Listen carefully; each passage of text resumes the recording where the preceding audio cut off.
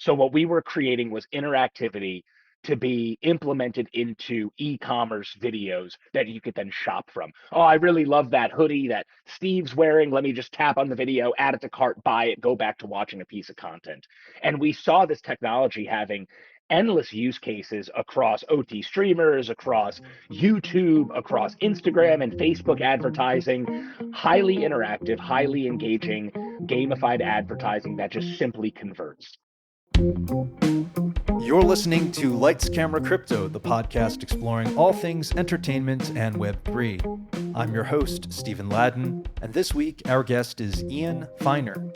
Ian is the founder and CEO of Freckle TV, and in this episode he details his path through entertainment, starting out by shooting music videos and behind-the-scenes footage while a student at Syracuse University for artists like D-Block, J. Cole, Kid Cudi, then moving to Los Angeles, forming a production company where he created ad content for the Super Bowl, series for Netflix and other big-name brands, all culminating with the launch of Freckle TV, which is a Web3 media company that focuses on interactivity and rewards-based content. Let's dive in. Ian, welcome to the podcast. Hey, how's it going, Steve? Thanks for having me. Appreciate it. Yeah, excited to hear more about your journey and dive in and really get the full scope of Freckle TV and how it came about. To that end, growing up, did you always have an interest in media, in tech? Where was your early inclination and how did that put you on a path to Freckle? Yeah, absolutely. Yeah, growing up, I was surrounded by content, both in its consumption and its creation. My father was a producer for CBS for years when I was growing up. And then as he transitioned away from the 60 Minutes team over there, he went in and created his own advertising and content company. And this was late 90s, mid to late 90s, long before it was a very popular thing to do for an independent producer to create a production company and an advertising agency. And this was out of Manhattan in the 90s, right? Pre 9/11. So I grew up with my father running avid editing sessions, dealing with clients, working in advertising.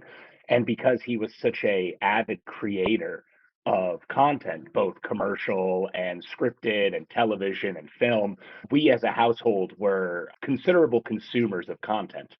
We'd pop on a movie and we'd call it research, right? Gather around the television to watch Jeopardy because it was the family thing to do. So I grew up not just in a household that was very invested in creating content, consuming content, and the culture of entertainment, but also a household of entrepreneurs. My father left the big grind of a major corporation like CBS to start his own unit. And then as that sort of took off and stabilized, my mother and father opened up restaurants. So they were simultaneously entrepreneurs in two harrowing industries to run a business in, the entertainment industry and the food and beverage and restaurateur industry. So I was existing in both of those lifestyles at the same time, but always surrounded by creativity, and entrepreneurship as I was growing up. And so this early exposure to, it sounds like, media and food and beverage and under the umbrella of both media and entrepreneurship gave you a feel for both paths and really, would you say, culminated with your own pursuits? Yeah, it's funny because obviously I'm come from an immigrant mother, right? My mother is Korean, very much tiger mom, very much instilling more traditional values, mostly, of course, surrounding academia, finances, becoming a professional, and things like that. So it was very deeply ingrained in me to not do what they did, which I think is funny. Go be a doctor, go be a lawyer, go to a good 4-year school, which I did, and maybe don't become an entrepreneur because it's a hard lifestyle. And I think the story that they sung a lot of the time was, we're eating shit right now, so you don't have to. So look at what we're doing. Look at how hard we're working. And yes, very successful, but maybe we're doing this because there's a better life than entrepreneurship for you, or at least don't go into entertainment, don't go into restaurants. And I ended up more or less doing a little bit of both. So while my dad was always telling me not to do one thing while surrounding me with it constantly, I think the writing was on the wall for me, right? So I went to Syracuse University. I wrote my first screenplay in middle school. It was called Click You're Dead. And when went on to win like screenplay competitions and stuff like that. So I think it was pretty obvious like where I was heading and the direction I was heading. And my dad was like, maybe you want to go to Wall Street, or maybe you want to become a lawyer or a doctor and not do this. Right. But I ended up going against his best wishes and moving into it. And I went to Syracuse University, and after about 3 years, I dropped out. I moved to Los Angeles, and I started a production company, not all too dissimilar from the type of company my father had started in 1996. So I did pretty much take a page right out of his life. While he had moved on to restaurants, I reignited the torch of content creation and production, and I moved to Los Angeles and I started my company. And would you say that the early success of that screenplay cemented in your mind that, all right, hey, I understand I'm getting the influence of my parents and sort of their advice and their perspective, and obviously they want the best for me, but ultimately I have to do me, and as you mentioned, writing's on the wall. It's like you got to follow your path. Yeah, I think we are the sum of the parts that created us. And obviously, not to get too deep into psychology or philosophy about it, but we can try our hardest our whole lives to be different than our parents. But I think for better or worse, we get to that age. Right now, I'm 32, and I see so much of my mother and so much of my father in me. And it's hard not to attribute that to all of my successes and the way that I am. Did that script mean anything to me? No. It was something that I did for fun, entered it for fun, and I didn't even consider film schools when I was looking at colleges.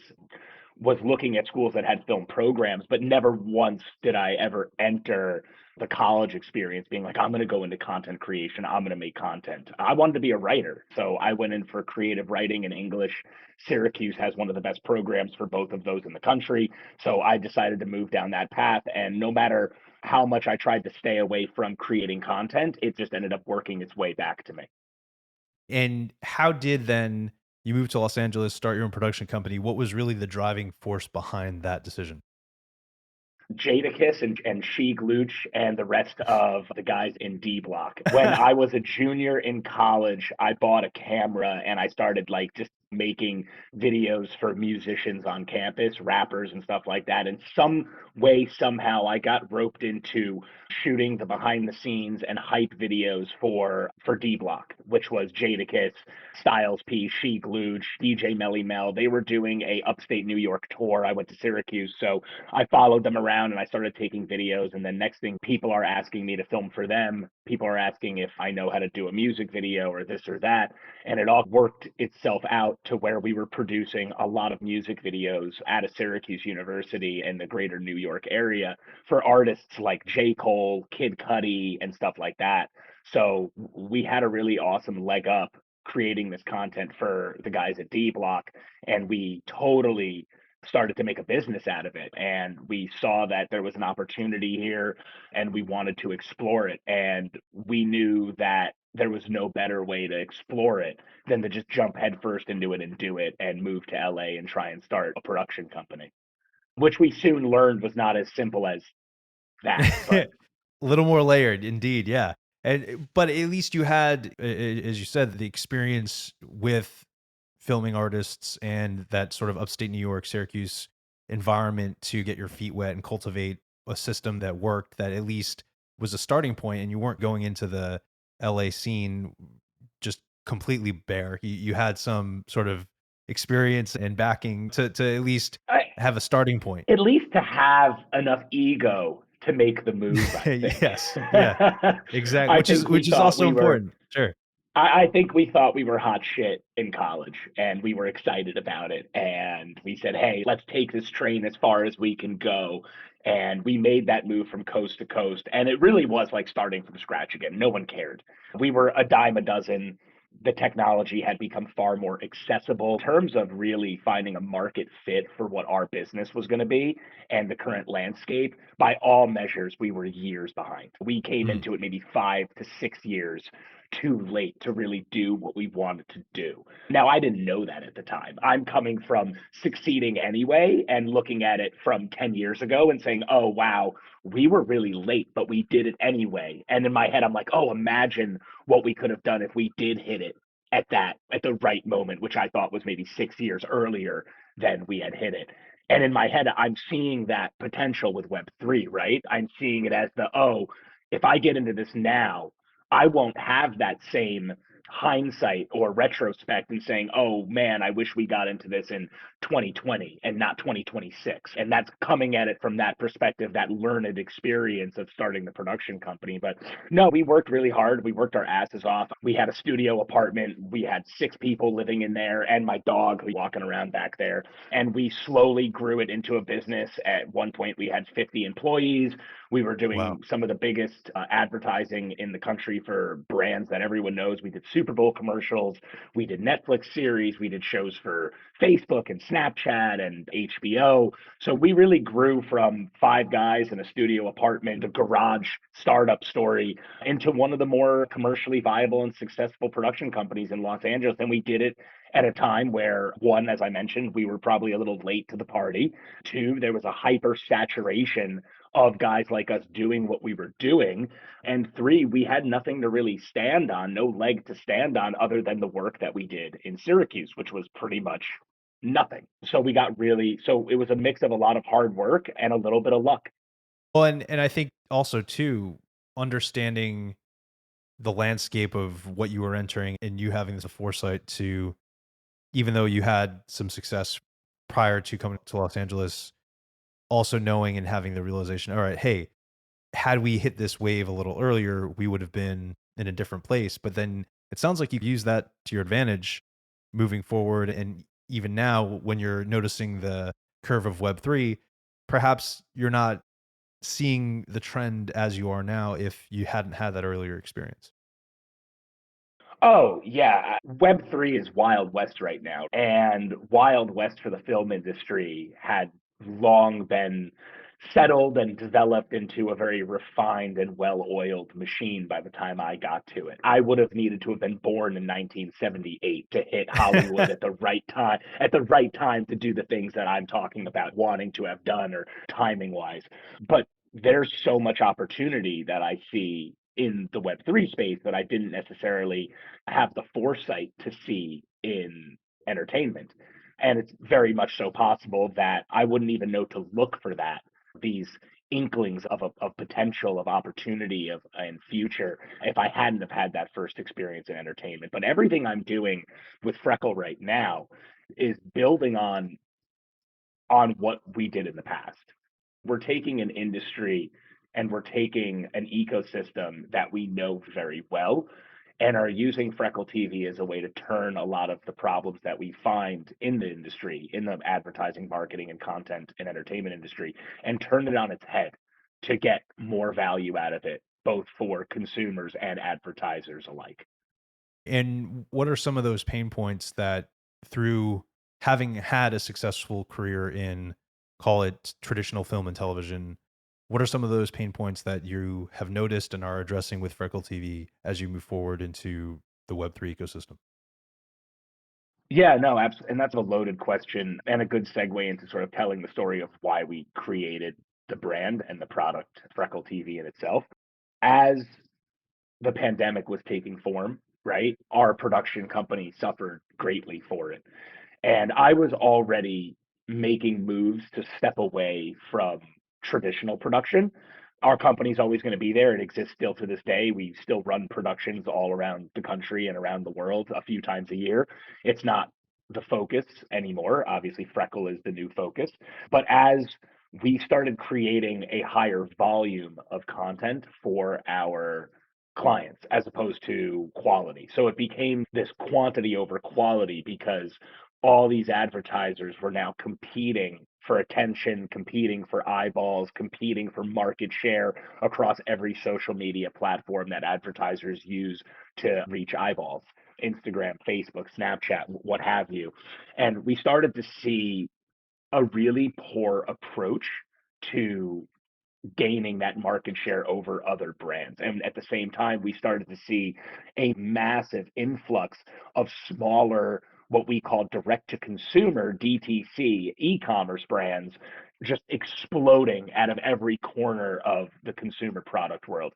You now had gym clothing from 1,000 different companies, supplements, you had workout products, you had just any industry you could think of. There was 1,000 DTC companies there spending money on marketing, taking over the total addressable market and the amount of eyeballs that there were for now brands like Nike and brands like Puma and brands like Audi and BMW and all these massive brands. And they were losing market share to all these startups that were willing to spend tons of money on Instagram. Therefore, their solution was to put out more and more content and make it cheaper so they could then support this advertising mentality of, oh, let's just get as much content out there to as many people as possible, spend as much money as we need to, and then slowly refine that marketing budget as we refine our audience. And I knew that there had to be a better way. So as we started moving away from physical production and producing content, we started moving into a world of creating interactive features to integrate into content. And what came out the other end of all of our development and ideation was Freckle interactive and shoppable video. So what we were creating was interactivity to be implemented into e-commerce videos that you could then shop from. Oh, I really love that hoodie that Steve's wearing. Let me just tap on the video, add it to cart, buy it, go back to watching a piece of content. And we saw this technology having endless use cases across OT streamers, across YouTube, across Instagram and Facebook advertising, highly interactive, highly engaging, gamified advertising that just simply converts. And as we continue to build out that brand, as we continue to build out all the technology and all the IP and raise money and do all the things that an e-commerce and tech startup would do, I started to get really into Web3. And I started to see these narrative strands connecting from what we were doing with interactivity and marketing and social media content, and then what Web3 can do in terms of transparency, a new audience, collectors, and bringing those worlds together in creating an interactive format that audiences can participate in to win stuff. which is really neat. And essentially, we've seen the early onsets of music and gamification of that industry. And so it sounds like taking film, television, advertisement, commercial content and adding that game element, or as you said, interactivity. Where do you see that going, and how are you guys helping move that sort of convergence forward? Yeah, so something that we noticed with the first iteration of the technology in terms of like interactivity over shoppable e-commerce was that just adding interactive buttons on any piece of what was traditionally referred to as static content had a profound effect on interactivity. Something like 10, 15x is what we were seeing across like the baseline tests of static content versus interactive content. And we're talking about the same piece of content targeted the same audience. The only difference was that the audience can touch stuff. So when someone can interact with a brand, they're quite literally interacting with its messaging. You're getting something tangible, you're getting something tactile, you're getting something that is retained more often. And it's just one of those things where if someone can pick something up off the shelf in a store, they're more than likely going to remember what it's called, what color it was, what it looked like, than if they just glanced at it as they were walking by. So we thought we were creating like the ultimate interactive window shopping experience.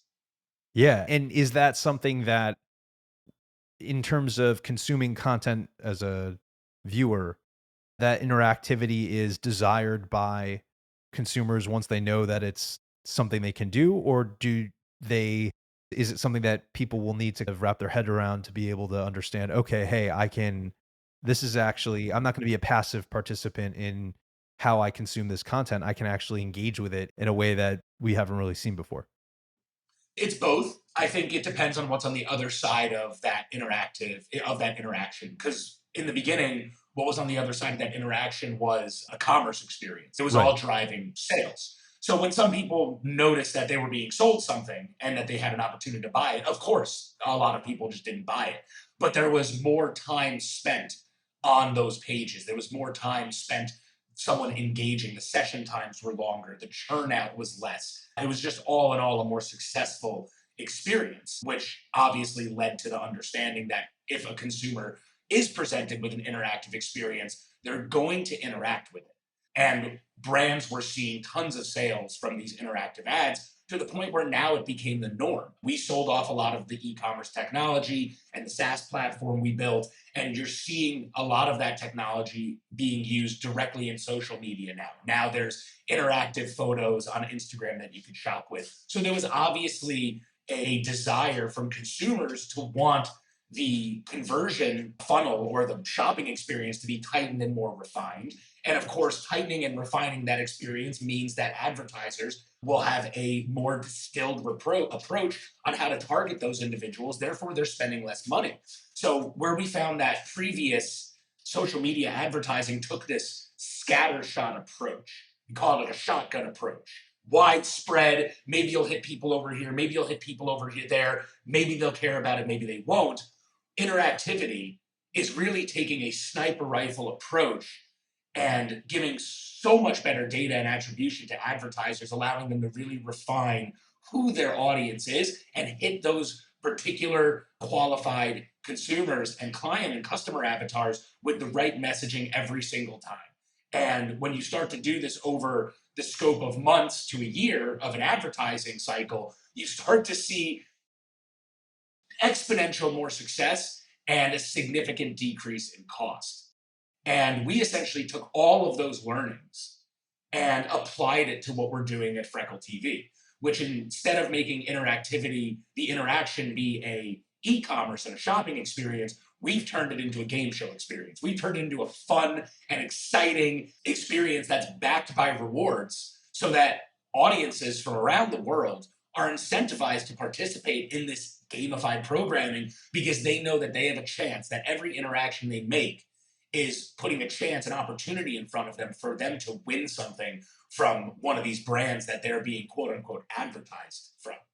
So it's really taking it to the next level and transforming what, as you said, traditionally, and I use the word traditionally loosely because everything's been growing so rapidly over the past couple of years, but what was more a relationship between a commerce relationship of interactivity, you're saying you're now taking with Freckle TV to make that part of a game or part of something that viewers can both consume and participate in and have a much richer experience with that bit of content.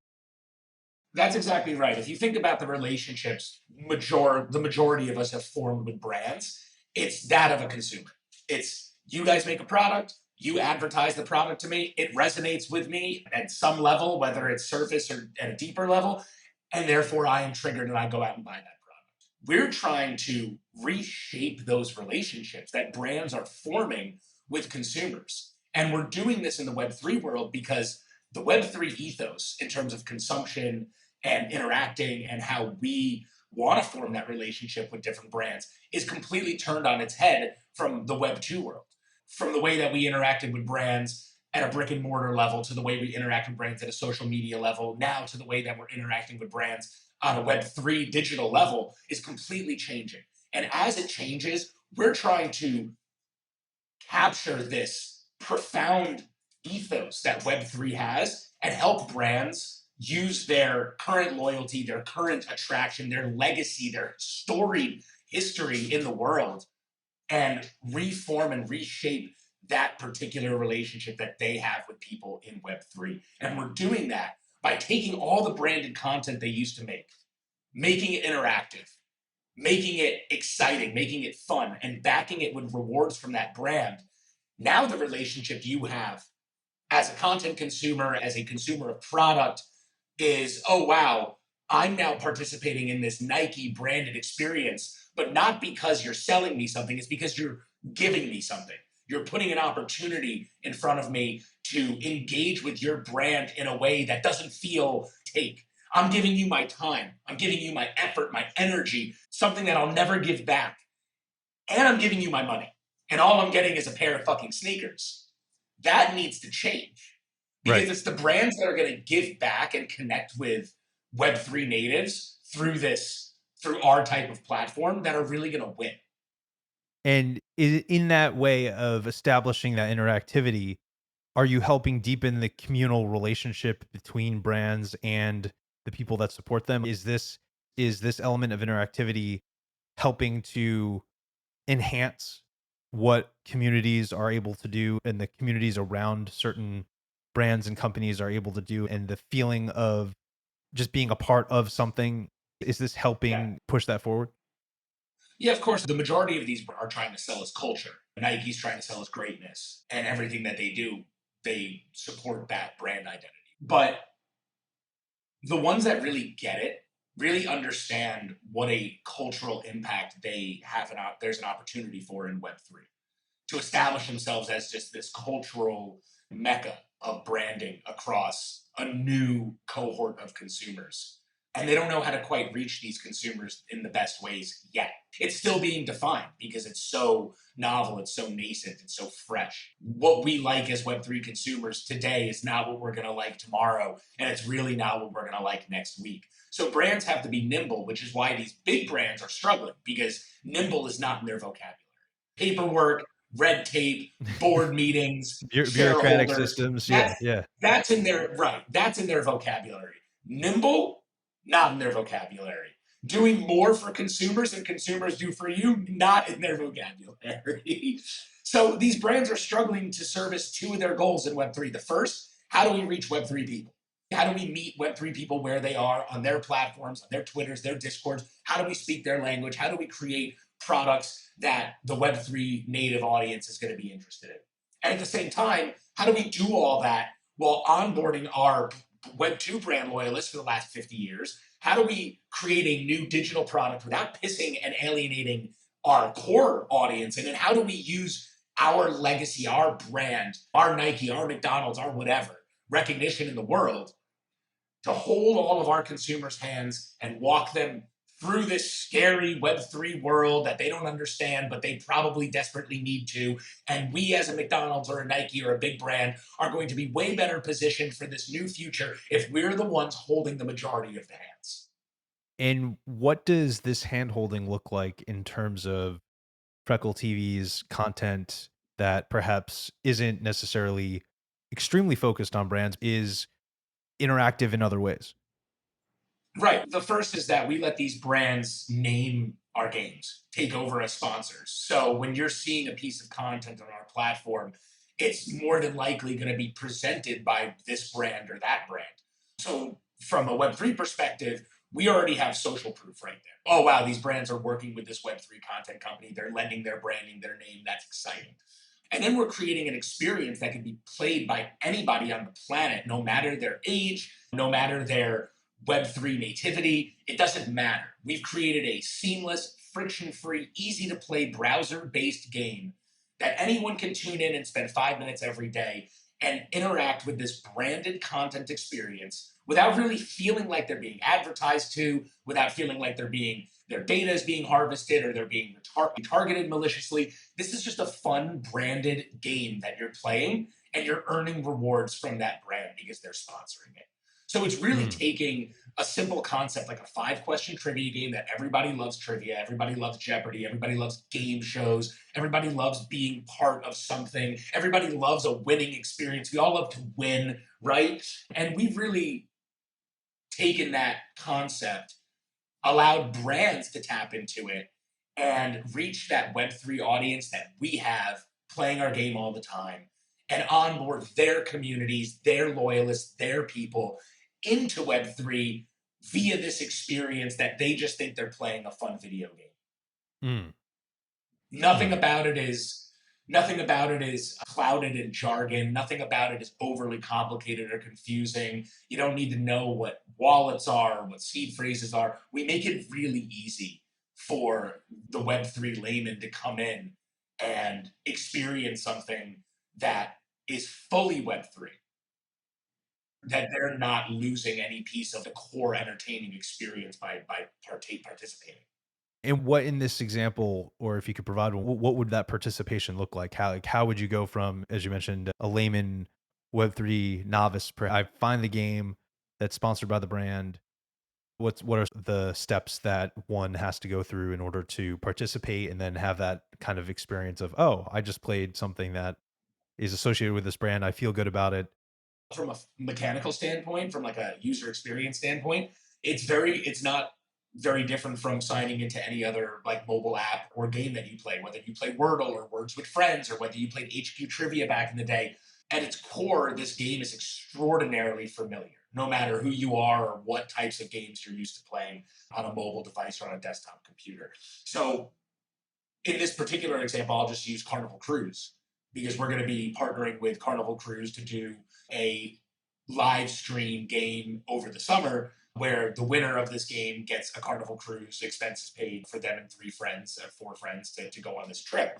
So you could have heard about this game from many different channels. Maybe you heard it from the Web3 Twitter, because Web3 Twitter is circulating it. Maybe you got it from our Discord or one of our partners' Discord, like we invite Probably Nothing and Golden Egg Club holders to participate in this game because we're partnering with them on this game. And they heard about it from that Discord or another Discord. Or maybe you saw it from Carnival Cruise's giveaway. You've never even heard of Web3. You just saw Carnival Cruise's Twitter is doing a giveaway, and all you have to do is play trivia. You click on the link, you create an account, you've made a wallet in that process without even really knowing it, very Reddit in many ways. And then you just participate in this 20-minute game. And at the end of it, you'll know where you are on the leaderboard. You'll know if you won. We have dozens of other prizes from other sponsors. And this whole entire time, you just participated in we just captured your attention for 25 minutes. In the world of TikTok and Instagram Reels, where you can't get anybody for 10 seconds, we just got you for 25 minutes. We got you in a fully branded Carnival Cruise piece of content. And at the end of it, of all the thousands of participants, we've given away tens of thousands of dollars in prizes to make you feel better about an experience that maybe if there was no prizes or no gamification or rewards behind it, you would have felt maybe a little like more was taken from you out of that experience than more was given to you. And that's the goal right there. Got it. So really the goal is to tip the scales. And as you were saying before, with the Web3 ecosystem of trying to create essentially that balance of give and take between brand, individual, brand, consumer, it's the end goal is having the participant with the satisfaction not only of maybe signing up for a wallet and all those great things, but really, okay, hey, I invested my 25 minutes, my 20 minutes, and I left and I don't feel depleted. I don't feel used. I don't feel taken advantage of. I feel like, all right, this was a relationship that worked. Yeah, and I think trying to reach a closer level of symbiosis there is the ultimate goal. I think consumers are so used to having everything taken from them at the speed of light that they don't even realize how much they're losing in terms of their personal data, but more so their time. And I say this in every Zoom, Twitter Space interview.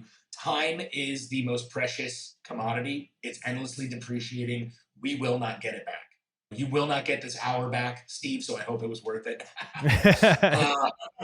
It has been, no yes. matter, yeah, you can make another buck tomorrow, but you can't make back today. And in that regard, we just want people to feel like they are being appreciated and rewarded for the time they are spending on a multi-gajillion dollar company's advertising. That's as simple as I could boil it down. Appreciate you boiling it down with such simplicity. Is this something we're going to see, say, shift when a piece of content maybe has no brand attached overtly, but perhaps there's some relationship between the content creator and the brand, and behind the scenes, maybe not in a dishonest way, but are we going to see perhaps content created with branded integration that just is an experience that people can, meaning like, are people going to watch a TV show or a movie and suddenly have that interactability that we're talking about here with a branded game in a sitcom, in a piece of reality TV? Is that where all of this is potentially heading? Yes and no. I think we've seen time and time again Hollywood try to shoehorn interactivity into content. And a lot of it is standalone experiences, and I think that works great. I think the new Dungeons and Dragons movies coming out, some third party tech company gets hired to create like a standalone AR Dungeons and Dragons experience, whatever, right? You've seen it. We've seen these sort of standalone experiences made to enhance something that's going on, right? You see it all the time at Comic-Con or at any of these conventions, these big branded experiences. But you see this every day, and you've seen it for 50 years of content with product placement. Brands are already heavily involved in sitcoms and stuff like that. There's a reason why the hosts of American Idol are drinking out of Coca-Cola cups, right? There's a reason why Childish Gambino is wearing Beats by Dre in an episode of Atlanta. And interestingly enough, when we first created Freckle as an interactive shopping company, the main bread and butter target for us was to actually make those shows shoppable. Oh wow, Childish Gambino is wearing Beats by Dre in an episode of Atlanta. Who knows how much Apple paid to have that featured so prominently on screen? They're never going to see those sales directly attributed back to that spend.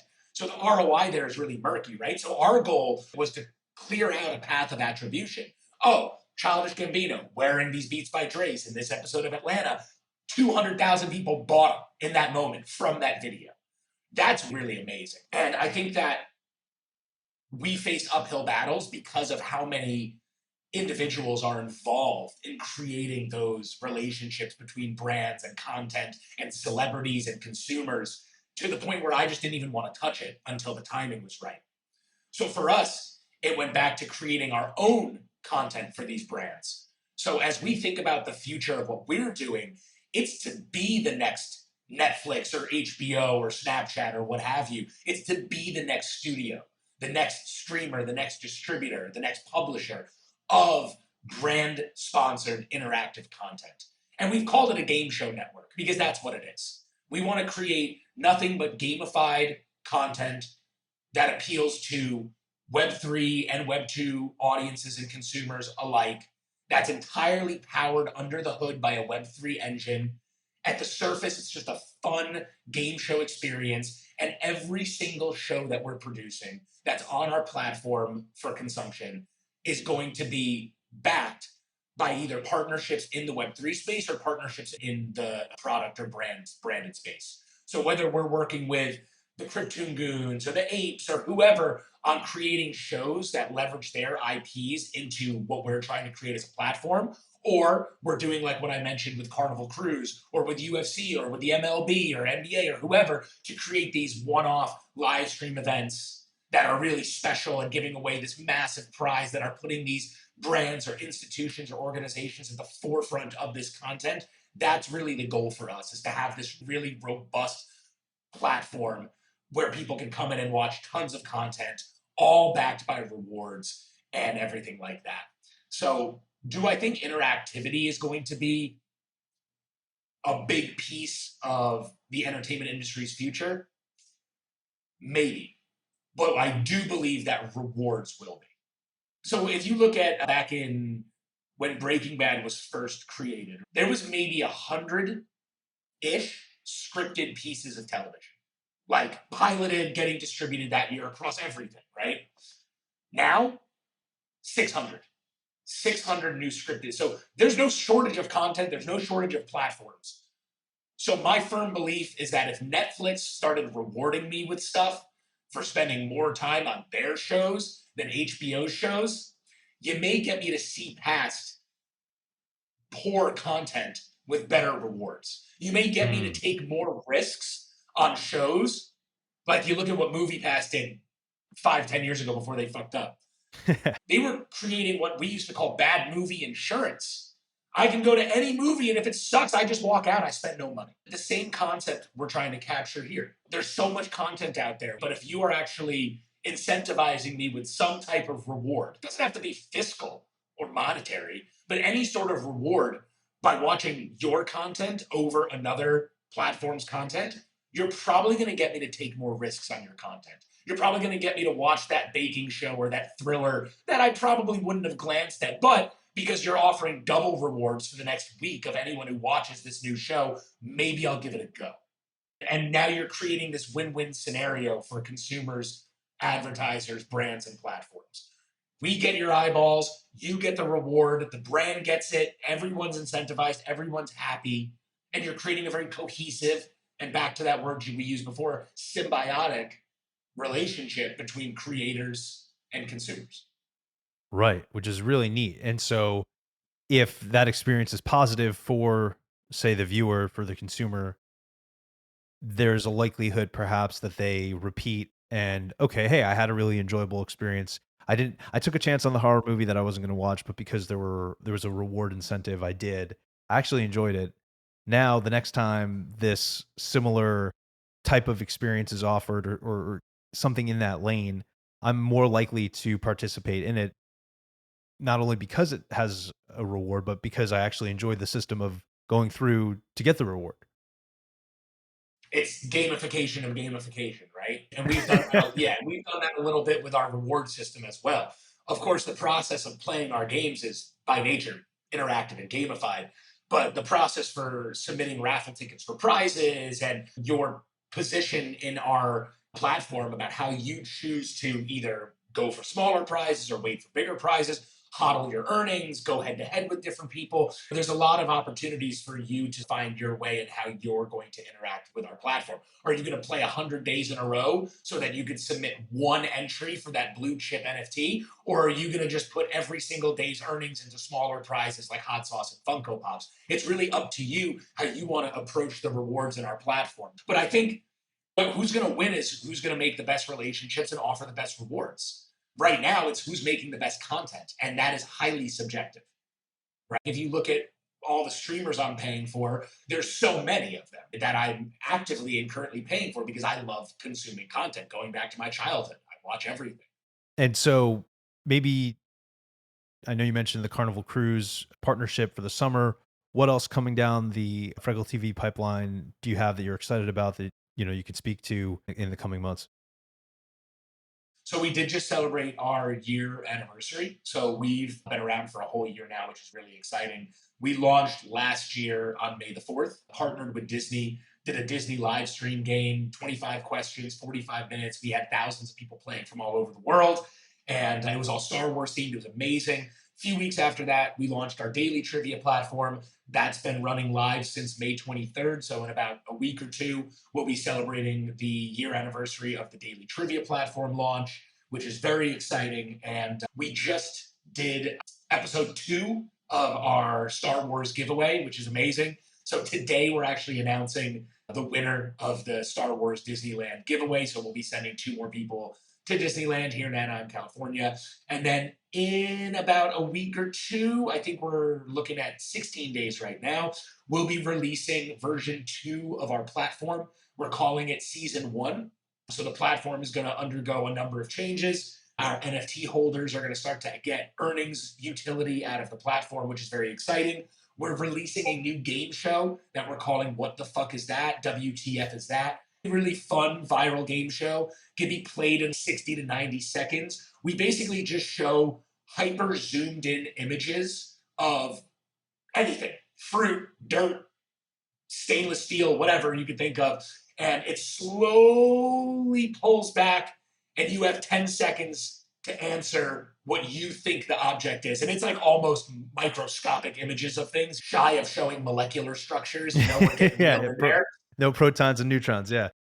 If you answer like the fastest you can answer, you'll get 10 points. If you answer as slowly as you can answer, you get 1 point. At the end of the day, there's a leaderboard. At the end of the month, there's a winner, that type of thing. Really fun game. Anyone can play it. Again, we're going for fun, interactive, video-based games that anyone can just be excited about. We're really excited about What the Fuck Is That? We think it's going to be one of those things that'll go like viral on TikTok with any luck. That's getting released probably in July as well. And then, of course, we have our big Carnival Cruise giveaway. So the plan for season 1 is to do 3 special events similar to the Carnival Cruise one, and then release at least 2 new game shows in the next 6 months, including What the Fuck Is That? So we're really pumped for that additional show and all the other special events that we're going to be doing. Super cool. And just out of curiosity, with these game shows, are there traditional hosts as we come to know them? And how does that all play out into the future of both content creation and what you guys are doing? Yeah, absolutely. Yeah, look, there'd be no Jeopardy without Trebek. For our daily trivia game, they are hosted. I actually host these games myself. That was more so a financial decision than one to support my own vanity. But 12 years producing behind the camera, I never wanted to be in front of it. But when we were just starting out, we were bootstrapped pretty hard. We didn't do an NFT collection, so we didn't have that $1 million funny money raise. So I wasn't able to hire a SAG actor and do it the right way. So the team said, hey, why don't you do it for now and let's see how that shakes out on the other end. And now 260 games later, I've been doing it every other week, going into the studio and recording them. I have a lot of fun with it. They're great. The community really enjoys me doing it. So I'll continue to do it until it's no longer a viable option, which is coming soon. What the Fuck Is That is actually going to be a format testing no host. So there might be a voiceover or something funny behind it. We're still playing around with some ideas. We've done a couple test episodes and the host just doesn't make sense for now. So we're trying to figure it out. So I think at scale, there will be a mix of hosted games and non-hosted games. But I think the general understanding is, at least to start, they're all content-based games. So you're never going to see like an 8-bit arcade or our version of a Maze Runner. Is that it? Like, you're never going to see our version of a Maze Runner or our version of a Wordle or a Jumble. They're all going to be like video-based games. And that's the idea. That's what makes them game shows and not necessarily like an 8-bit arcade or mini game platform. Got it. Super cool. Super cool. Ian, where can people find you, find Freckle TV? They want to get more information, they want to get immersed. How can people find you? Yeah, absolutely. Definitely follow us on Twitter. It's at Freckle Trivia, FreckleTrivia, Freckle Trivia. Our Discord is popping. We're always doing fun giveaways. We're always running like Rumble or poker, and our mods love giving all of our stuff away. We've got storage units filled with Funko Pops and Haritos and Happy Dad and Manscaped razors and stuff from our amazing sponsors. So you can tune in right now to freckle.live, HTTPS, freckle.live, and play a trivia game every Monday through Friday. So every Monday through Friday, every weekday, there's a new trivia game, 5 questions, 5 minutes every day. Every day you play, you earn a raffle ticket. And those raffle tickets can be drawn for all the amazing prizes from all of our sponsors: NFTs, vacation packages, luggage, razor games, anything you can imagine. We've got it in there. It's an amazing prize pool. Amazing. You can go to freckle.live and start playing right now. Very cool. Very cool. Well, Ian, appreciate the time. Appreciate you explaining more about Freckle TV and your journey and what you have coming up, and really that intersection of rewards and interactivity, what we can expect to see in content in Web3 from you guys, and hopefully beyond in the future. Yeah, I think it's all the future, and hopefully we're at the front page of the web. Amen. Amen. Steve, thanks for having me. I really appreciate it. Sure thing. Thanks for listening to another episode of Lights, Camera, Crypto, a podcast produced by Matt Bogart and Decential Media. Music by Brian Duncan and Kareem Imes. If you enjoyed this experience, be sure to rate and subscribe to our show, and to follow @Sladden and @Decential Media for additional content.